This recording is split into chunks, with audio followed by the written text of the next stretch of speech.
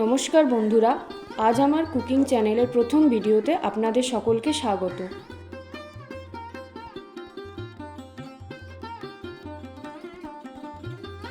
এই রান্নার জন্য আমি নিয়েছি 25 গ্রাম গোবিন্দভোগ চাল, 100 গ্রাম গুড়ের বাতাসা, 100 গ্রাম ঝোলা গুড় আর সামান্য কিছু কাজু কিশমিশ। গ্যাস জ্বালিয়ে কড়াই চাপিয়ে দিলাম। গরম কড়াইতে দিয়ে দিচ্ছি সামান্য একটু জল, তারপর দিয়ে দিলাম 1 লিটার দুধ।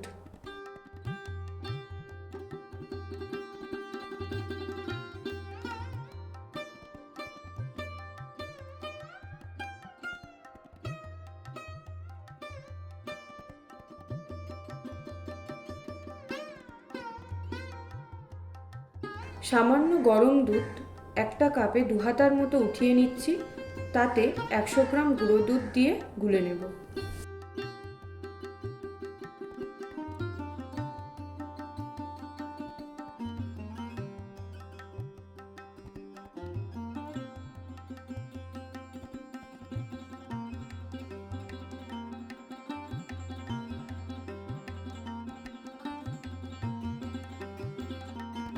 গুঁড়ো দুধ গুলে নেওয়ার পর দুধটা কড়াইতে দিয়ে দিলাম।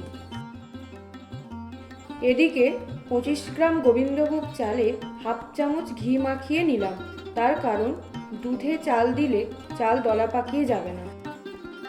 দুধ রেডি হয়ে গেছে, ঘি মাখানো চালটা দুধের মধ্যে দিয়ে দিলাম।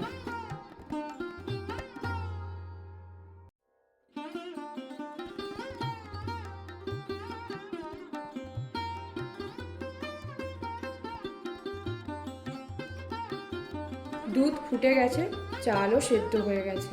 এখন এর মধ্যে দিয়ে দেব 100 গ্রাম গুড় বাতাসা।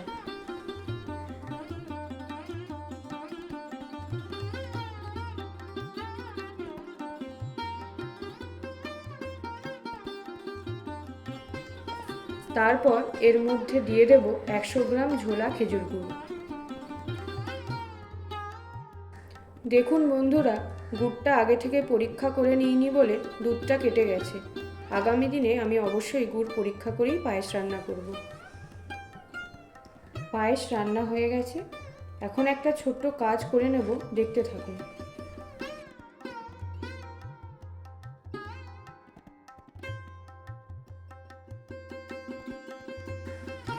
একটা ফ্রাই প্যানে ঘি গরম করে কাজু কিশমিশগুলো সাঁতলে নেব।